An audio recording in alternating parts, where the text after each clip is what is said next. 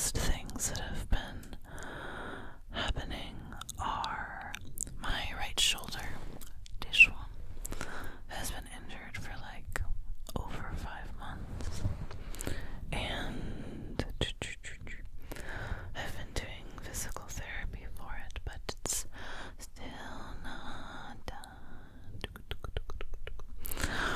And some of you may know that I really enjoy doing like pole fitness, like pole dancing, but in a fitness class setting, as my favorite way to work out, and I haven't been able to go for like 5 months, which sucks because it's a really big passion of mine. But I've been doing physical therapy, and that made progress in some ways, but I still can't lift my arm very far. And then I got an MRI of my shoulder to see if it needed to have surgery, and it doesn't need surgery, so it just means more physical therapy. But one thing that the MRI also helped with is now my physical therapist can like see all the information in my shoulder, and we've narrowed it down to just a couple of exercises a day to help my shoulder heal. But guys, it's been taking forever,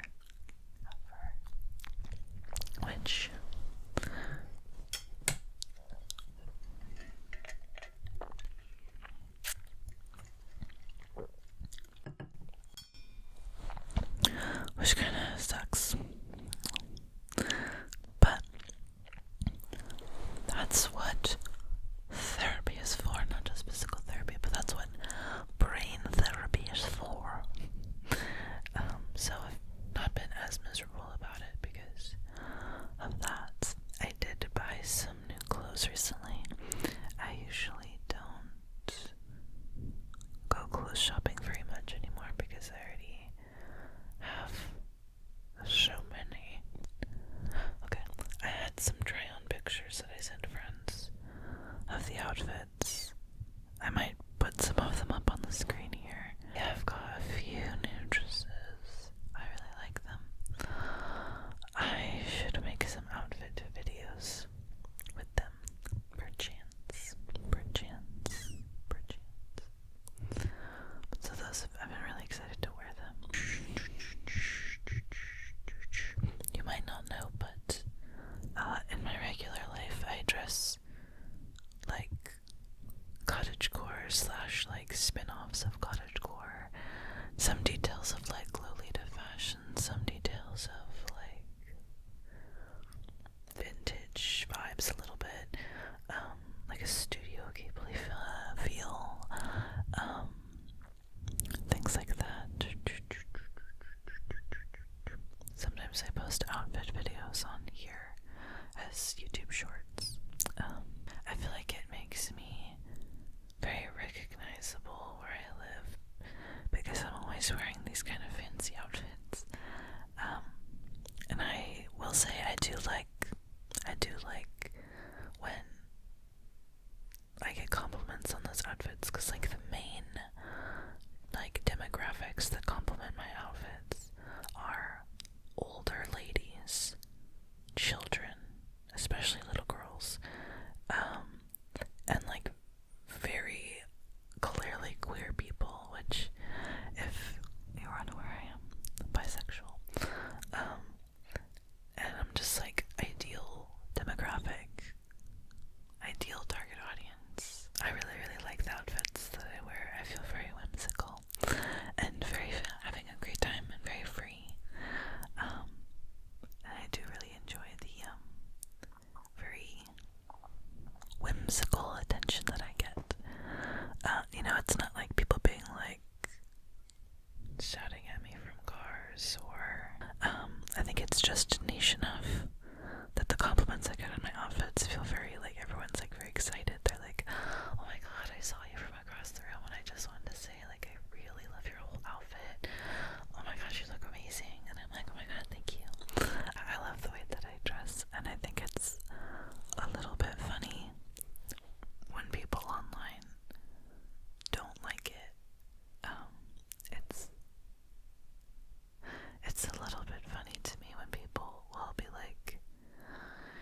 wasting your youth dressing like a grandma. And I was like, I would love to see the grandma that dresses like this photo.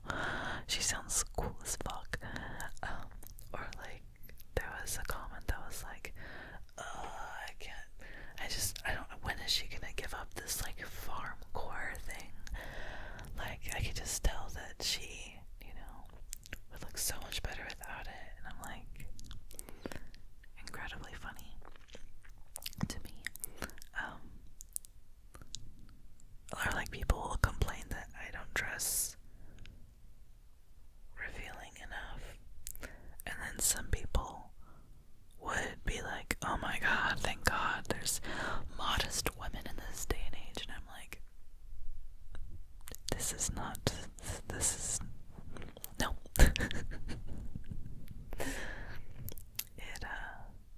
Anyway, I think it's silly. I think it's silly to complain, I guess, about someone's personal style. It kind of gives the vibe if you're like, oh, I hate this season's, like the style they gave this character this season. It's terrible. I wish they'd change it back. It's like that's like the vibe it is when I see like people talk about it like that. Incredibly funny. It's like this one time I had just cut my bangs like this, right? And someone's like, I don't like it. Make it all the same length again. And I'm like, it's too late. If I wanted to make it all the same length, we'd have to do a bowl cut. I don't know if like maybe people who their only experience with like certain haircuts is through like character customization, so you can't just go like blink, change different bangs gone back to different stuff. But like in real life, that just I'm so sorry. It's gotta grow out. It's very silly. Like obviously it's also dehumanizing to kind of treat me like I'm a character on a show. But after doing YouTube I've been doing ASMR for like almost 14 years now, and I've been doing YouTube for like almost 20 years now, and so you kind of learn to just laugh at things. But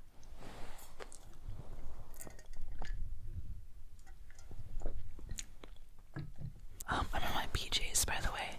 Actually, this shirt, it's got mushrooms on it. I usually wear this when I go roller skating,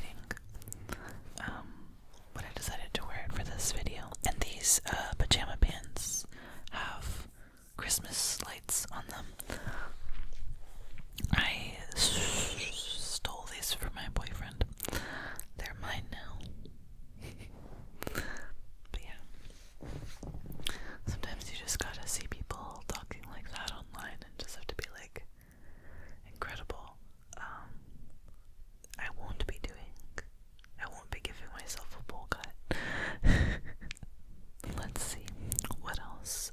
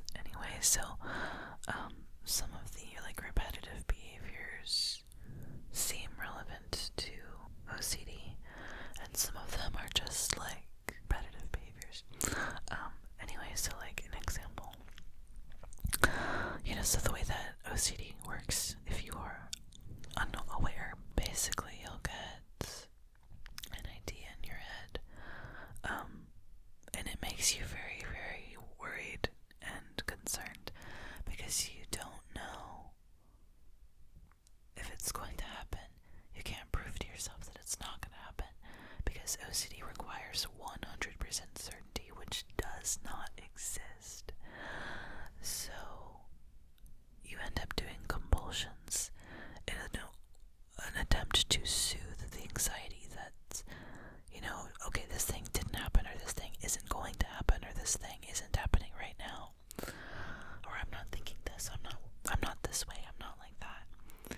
And while the compulsions will initially work because you're doing them for a reason, they seem to work, eventually you have to do them more and more and more frequently.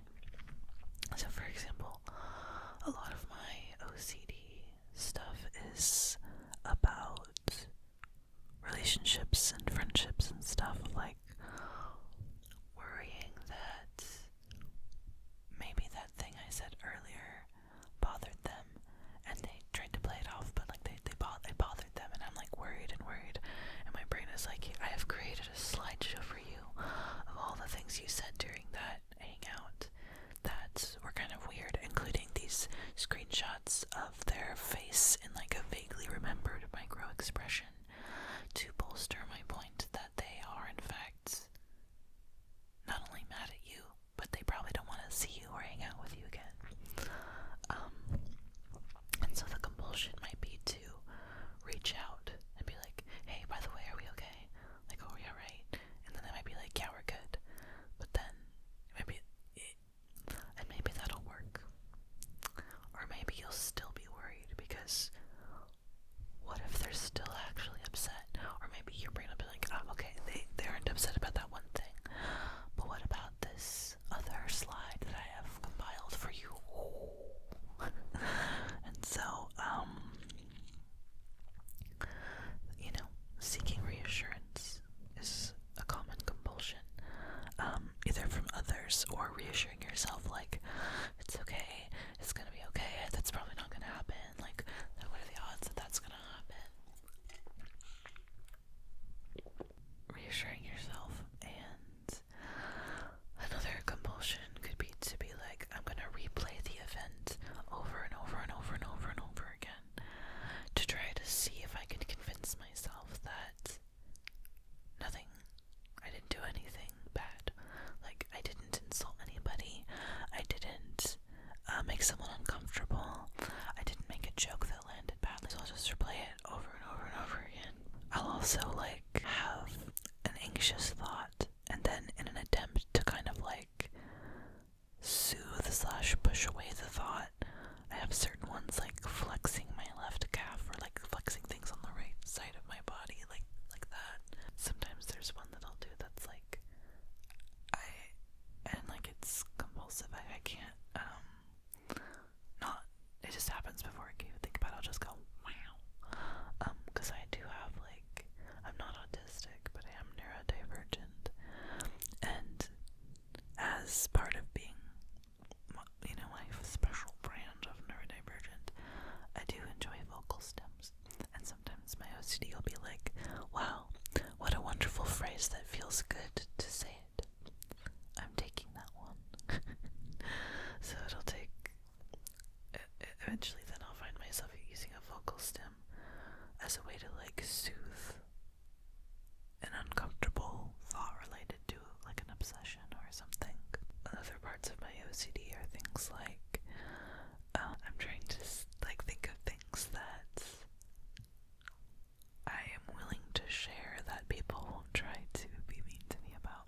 Another relationship, friendship related obsession will be do your friends like you as much as the other friends in the group, or the other friends that they have? Do they spend more time with other people? Maybe that's a sign that they're not close as friends. Maybe you should reach out and make plans right now to prove that you are close. And so sometimes that helps, right? The idea that, oh no, are we really friends? Sometimes I'll be like, hey, if I'm feeling weird, I'll just reach out and be like, hey, you wanna hang out sometime this month? Being an adult is like, you wanna hang out sometime next month? What days are you free? What weekends? Weekdays after 6? And sometimes that'll make me feel better, but sometimes there's an entire month where they're just busy. The reassurance might be that, in the past, the reassurance might have been like, are we good?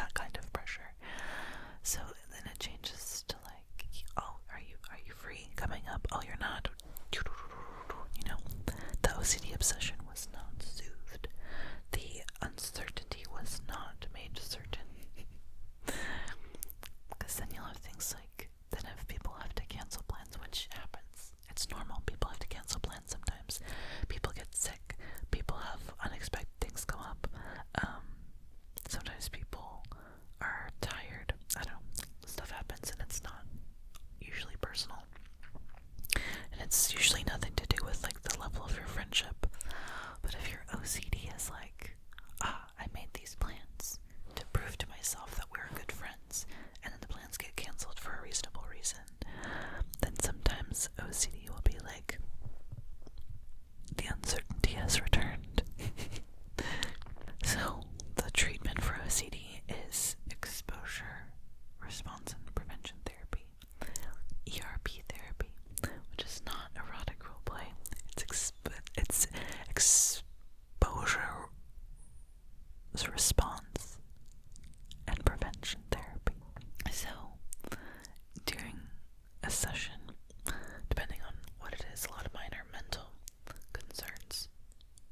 We might write a script together, me and my OCD therapist. Let's say we're writing a script and it's okay, you sit down to film, and downstairs the neighbor starts blasting music on speakers. And because one of my other big things was anything that prevents me from filming that takes my ability to my living, my how I survive is interrupted, and I don't have control over it. So we get a notice on the door that there's gonna be maintenance on the roof for the next 2 weeks or something, or the neighbors blasting music, and you don't know when they're gonna quiet down. So we'd write a script, and you start with a lower level, you don't start with that thing that gives you 10 out of 10 anxiety. You start with something that gives you level 5 anxiety, and so you make it where it's distressing but manageable, you're not about to lose it, right? So we'd write a script okay, you sit down to film, and the neighbor starts blasting music, and you try to wait it out, but it just keeps going. You have no idea when it's going to stop. And you kind of write the worst case scenario within that level of anxiety. So you're not going to be and then the house explodes, you'll be and she never really turns it off until it's too late to film and you're tired and go to bed. It might be like that. I think we started even smaller. It was and then so basically your body becomes distressed by doing the script or whatever it is that you are working on in ERP, and your body, I'm usually crying, and you have to not do compulsions. I have some physical ones, so I have to I'll angle the camera for the Zoom session so she can see my hands, because I have a lot of hand ones, and so while you're in distress, you're trying to not do compulsions. And if you have mental compulsions, which I have a lot of them, things ruminating, reassuring, panicking, what if scenarios, but what if this, but what if that, but what if this, but what if that, you're trying to not do them. You're just sitting with the deep discomfort of something going wrong, and eventually, without distracting yourself, without trying to cope in some other way, eventually your body hits a limit, and it's okay, I'm done being upset, and it just starts to calm down while you're still holding on to the script, right? You haven't decided to let your mind wander, and that's why you've calmed down. You're still in it, and eventually your body calms down, and then you feel better.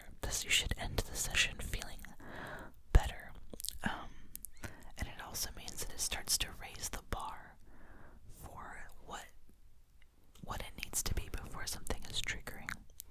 So, for example, when I filmed a few days ago, I was filming a Patreon video, and I had decided to not film the day before because I was tired. And my neighbors had been out of town for a month. And so I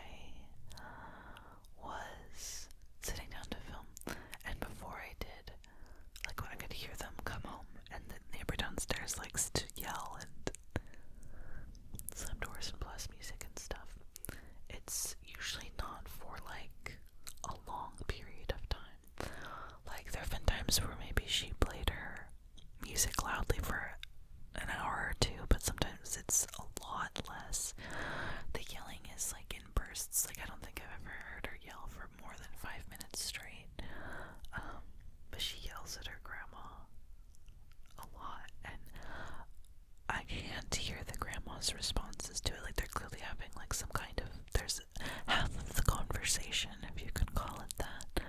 I'm not kidding. But what I can hear from the granddaughter's point of view, she's like 25. I know this because my boyfriend talks to the grandma and gets all the tea. But she says things that it makes it difficult to believe that she's not in the wrong. But again, maybe her grandma is just saying evil things in a quiet volume. But I actually got it. It was on the recording of me filming a video. I put it as a blooper on my Patreon. You can just hear her like screaming. She's like, "Why is my TV remote missing?" And I'm like, "It is not that serious. You need to calm down." And she's like, "I swear to God, if you something that took it off my bed." I'm literally like, "Girl, shut the fuck up. Don't you know I'm making a living whispering? I need you to bring the volume down." Now, even in the moment, I can kind of, I'm not necessarily laughing at it in the moment, but I'm like, I don't feel an emotional trigger from it. Whereas before, I might have been like, oh my God, like, I should have filmed yesterday because, like, wishing you had done things a different way so that this situation wouldn't be occurring. You'll be like, okay, rewinding in the event in your mind, how could I have said this better? How could I have explained myself better? How could I have told that joke differently? Or like, oh, don't tell that joke again. No one liked that joke. And so it's, the way my mind would have worked is, I should have filmed yesterday like I was going to, then I wouldn't be in this mess, wishing things were different. I just don't understand why she can't be just respectful, and why does she have to be so loud all the time? Not accepting. Like, oh my gosh, like, how am I gonna get to film? Man, what if she doesn't be quiet for the rest of the day? It's almost rush hour, and then I'm not gonna be able to film. And then this is like the last day that I have to film this. Like, why didn't I plan this better? Why did she have to come home on this day? Blah blah blah, like all those things, right? But now you just have to, you learn to sit in the uncertainty. You're like, okay, well, maybe she will stop soon, maybe she won't, maybe she will literally never stop, and then you don't get it filmed today. Who can say? And you learn to handle that uncertainty.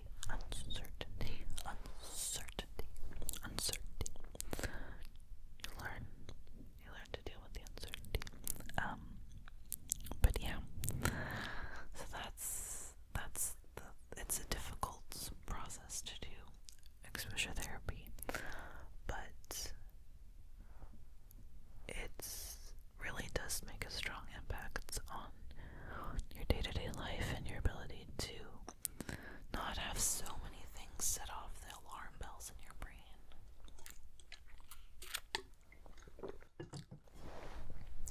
But yeah, so there's that.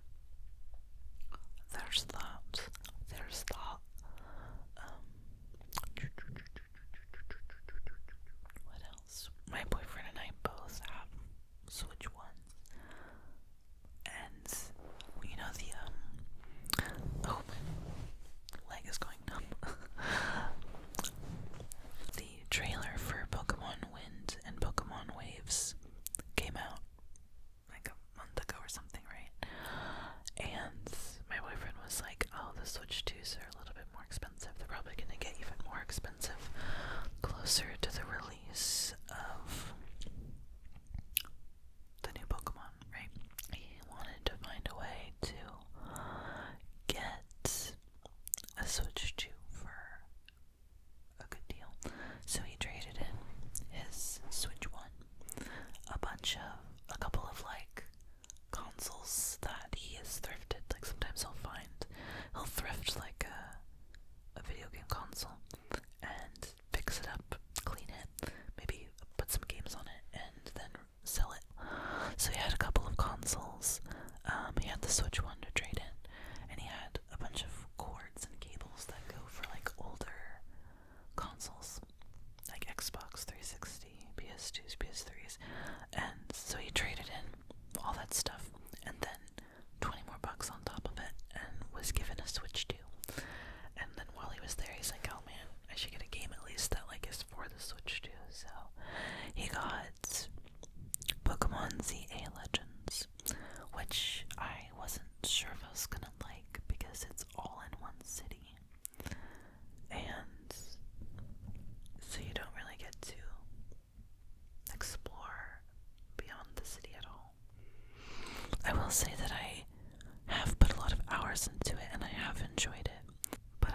also say that the flow is getting a little repetitive.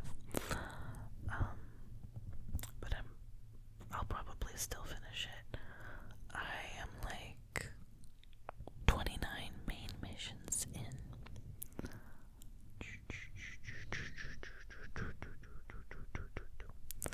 Do you guys play that one at all? Do you guys play the Pokemon Legends CA? I will say we got the Switch 2 version of it, right? The graphics are really nice. It's definitely the best looking Pokemon game I've ever seen. It looks pretty good on the big screen as well, like on the TV. On the handheld, it looks even better because I mean, obviously, if there's a smaller screen, then less details can look better. But I will say it looks nice. Way better than Violet and Sword and Shield and all that, and Pokemon Legends of Arceus, however it's pronounced. I liked that one. That was the most innovative Pokemon game in a long time.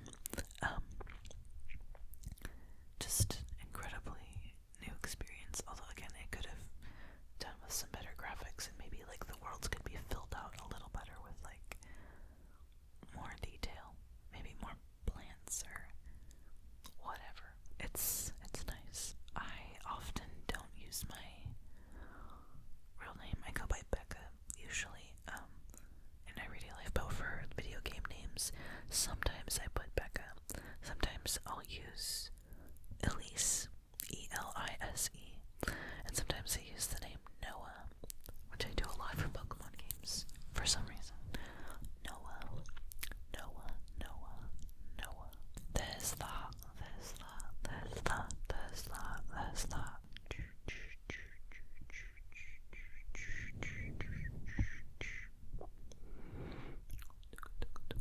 They have so many different clothing items in Pokemon Legends ZA. My character looks very cute. I'll put a picture of what my character is dressed as right now, but she has a lot of outfits. Sometimes I do coloring with alcohol markers, and if you do them right, they dry really flat looking, and they look like the book came pre-colored. Like, it looks really nice. I'll put some examples on the screen of things I've colored recently-ish. It's really, really, really fun. For my birthday, I got the 320 markers pack of alcohol markers. It was a gift, and so I have a lot of color options. I actually posted a vlog showing off the different materials I have and the different pages that I've colored in a vlog on my Patreon. I do a little mini vlog over there once a month on the galoshes and mega galoshes tiers. I do a lot of fun stuff over there. I have usually 2 exclusive videos a month, usually one roleplay and one like regular like whisper sounds, kisses, whatever video, and then 2 audios, and usually I do a Q&A roleplay, so it'll be like in character, like ask Ophelia the Witch questions, or ask I don't know, whatever character, right? Like ask the plushie questions. And it's fun. It's a fun little thing that I do. I usually do 2 streams a month over on my Patreon. One of them is a 2-hour ASMR stream, and one of them is a hangout stream where we just kind of have like a group video call where you could be on video or just mic or just texting or just like hang out and listen. So those are non-ASMR hangout streams. Non-ASMR hangout streams. What else do I do over there? There's behind the scenes pics for like every video.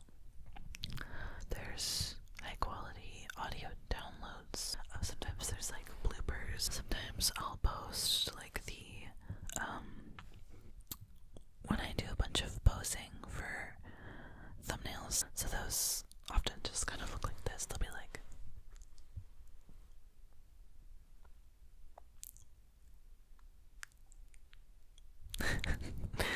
and sometimes they're kind of like tingly because there might be like unintentional mouth sounds and like little like fabric clothing sounds, stuff like that. Oh, and the highest 2 tiers get to put in the suggestions and stuff for what the exclusive will be. So I'll be like, okay, give me all your ideas for exclusive videos for this month. People will be like, girlfriend roleplay where we're falling asleep together and you're doing a crossword and there's fire crackling in the background and you talk about your day. I'm like, okay, cool. And someone will be like, we're going to, you're in court for being sleepy crimes and you are a small town country lawyer defending us. Like, so just anything, right? As long as it's not, I don't do fetish stuff. I do not. And so then I'll look at it and I'll see which ones got likes and which ones sound interesting to me and stuff like that. And I'll take 2 of them for the roleplay, put it in a bowl. Take 2 of them that are for non-roleplays, put them in a bowl. And then that same top 2 tiers, vote on them. Same thing with the audios. And also for being able to submit questions for the Q&As. You know, sometimes people will be like, oh man, why did you make this Patreon only? It's such a good idea, you should have done it publicly. Or, oh, I can see why you put this one behind a paywall, because, it'll definitely get you subscriptions or something. But it's actually, the system isn't like that. It's that people give me their ideas for exclusives, and then I make them. So they were already going to be exclusive from the beginning. So it's like, I think probably maybe most people do it the way that people expect, which is that I decide when something is going to be exclusive or not, but it's not.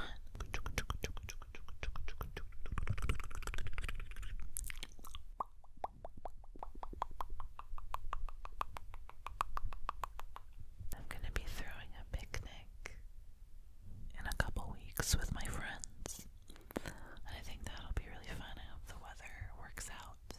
I need to decide if I'm going to make these little sandwiches that I make for picnics. Sometimes I get like a baguette and I cut it into slices, and then I add fresh cut tomatoes and little like mozzarella balls and like this fresh basil spread that's pretty good, and I drizzle some olive oil on the top with some like salt and pepper, and these little sandwiches that I make for picnics sometimes, and they're so yummy. And sometimes for picnics I'll get like angel food cake or shortbread and cut them into slices and then put whipped cream and make that like strawberry mixture with like water and sugar and stuff, and add that into it, and that'll be another little picnic thing. Or sometimes if I'm not feeling up to making stuff, I'll grab like a charcuterie thing from like the store, some fruits and veggies and stuff, and have a nice picnic. I have like a proper like nice picnic basket. I can put up a picture. Obviously I have many an outfit that is appropriate for picnics because of my style.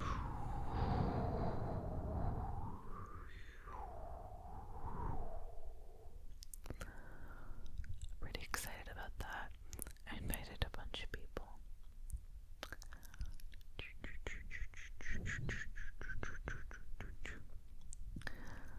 I think that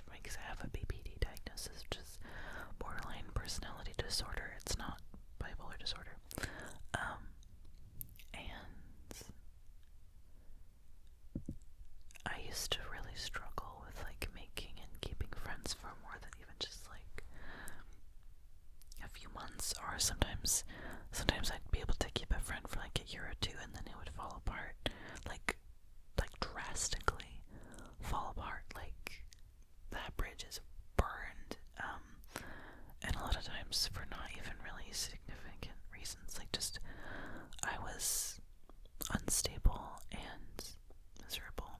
I didn't have the social skills and the coping skills and a lot of like cognitive distortions and stuff, just a very messed up way of interacting with the world because of all the trauma that I went through during like the first 30 years of my life. Now it's like I do have a lot of friends, and I have like a long time. I've been with my boyfriend now for almost 8 years, and I am just doing so much better in a lot of ways. But even when things happen, like my shoulder making it so I can't do something that brought me so much happiness and so much passion, and also just like an incredibly fun way to work out.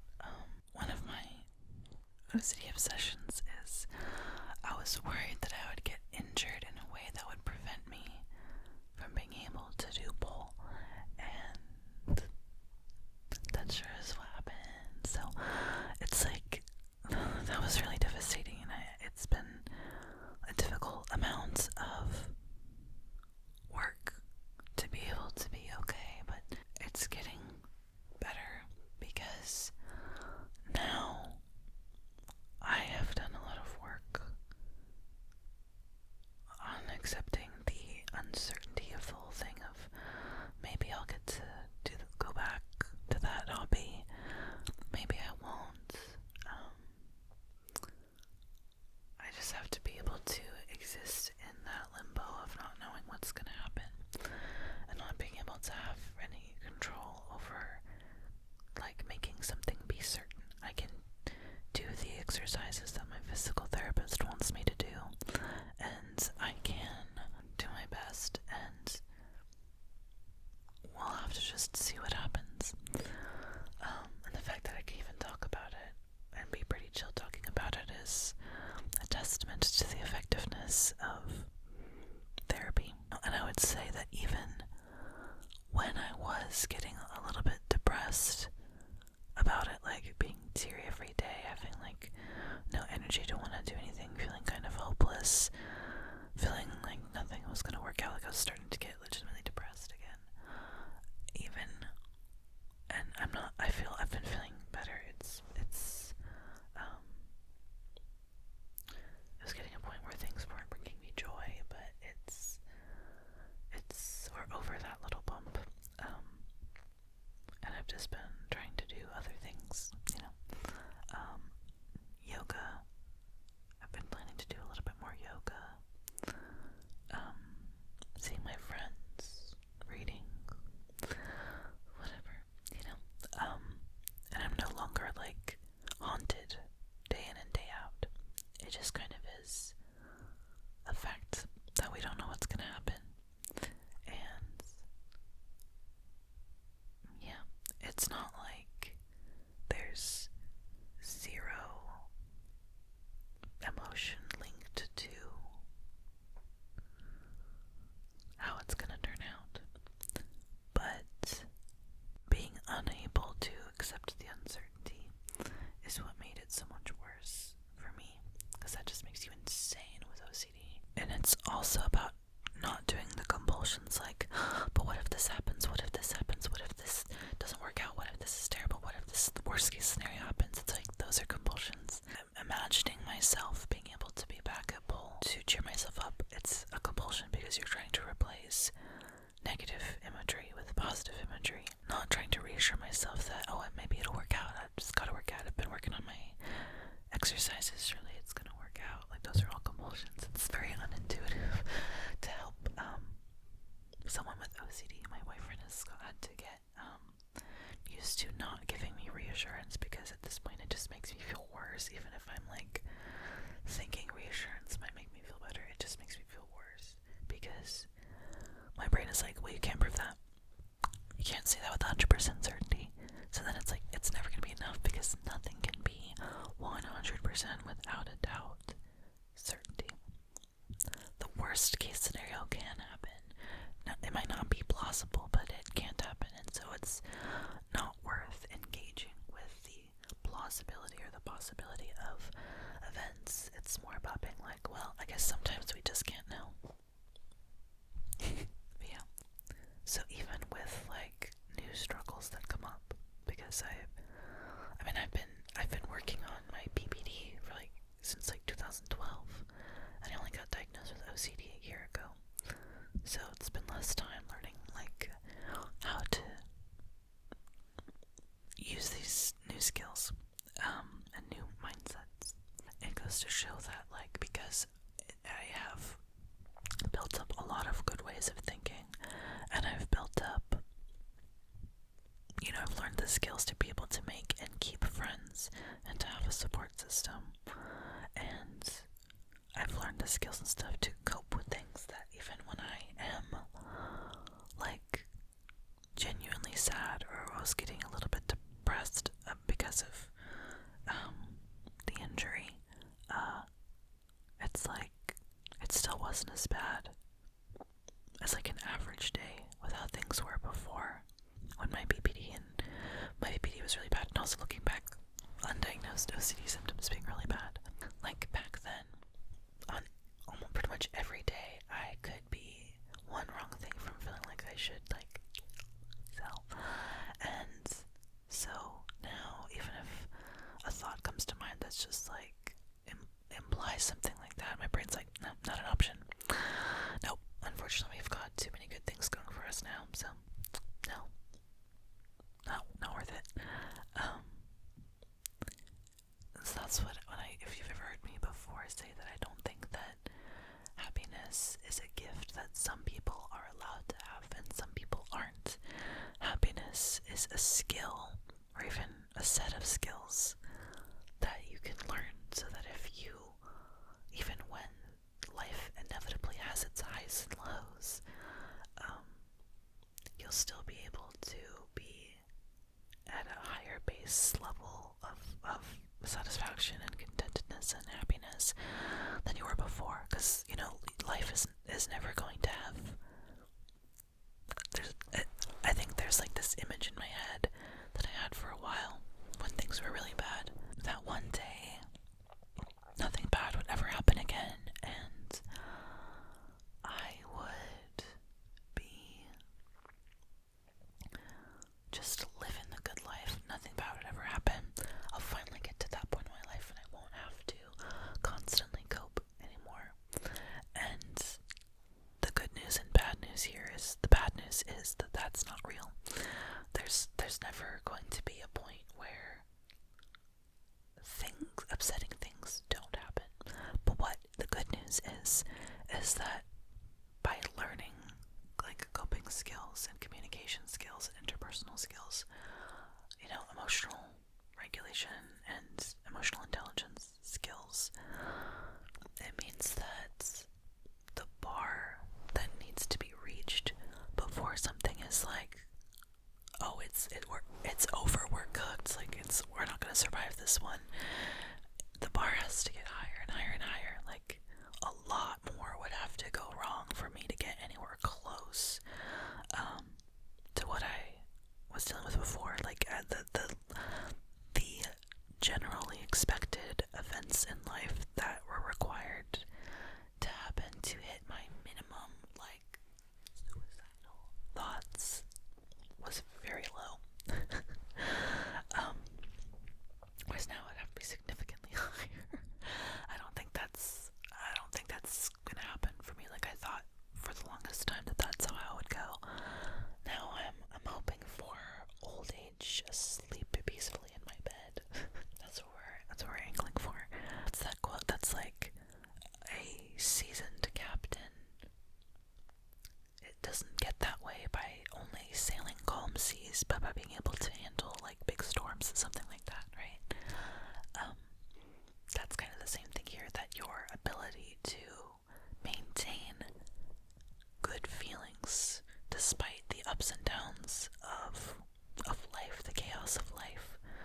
is more determinant of your happiness than nothing happening ever again.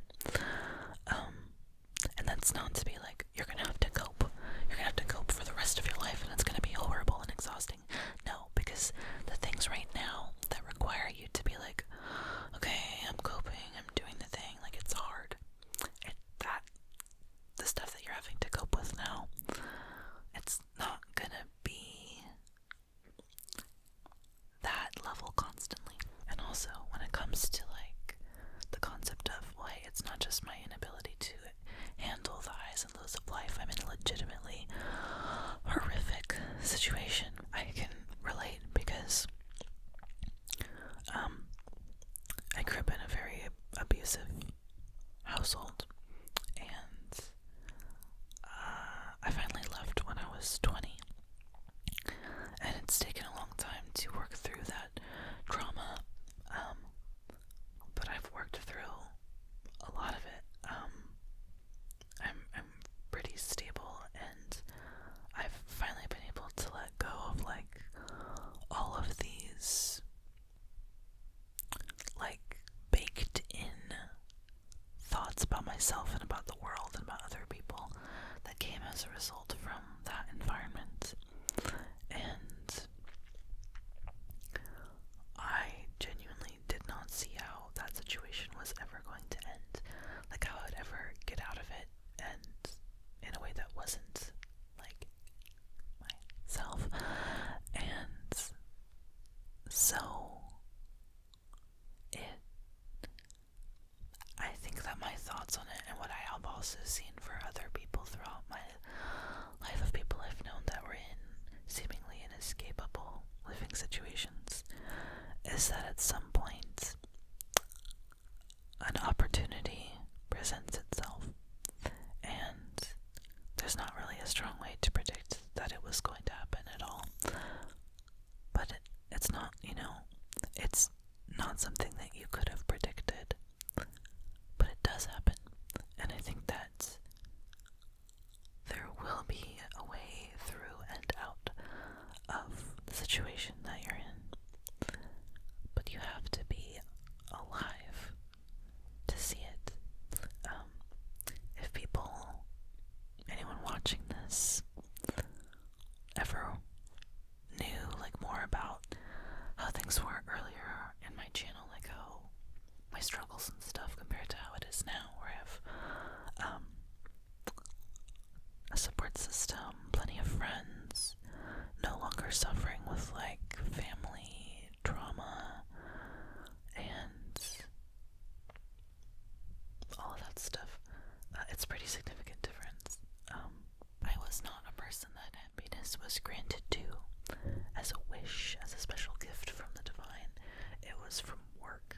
It was from figuring out what I was doing that was hurting me, and the ways that I was thinking that was hurting my happiness, and learning how to change them with the magical power of behavioral therapy, and also regular one-on-one talk therapy, and now ERP, emotion exposure response and prevention therapy. It's possible. It's possible for you. It was possible for me, no matter how unlikely that it seemed, and it's gonna be okay. I think that it's going to be okay because I think everyone has the possibility to learn the skills to improve their happiness, and I believe that just from the way that life works, the way that chance works, you're gonna get out of that situation, and you're gonna be able to get into a place where you can start healing and start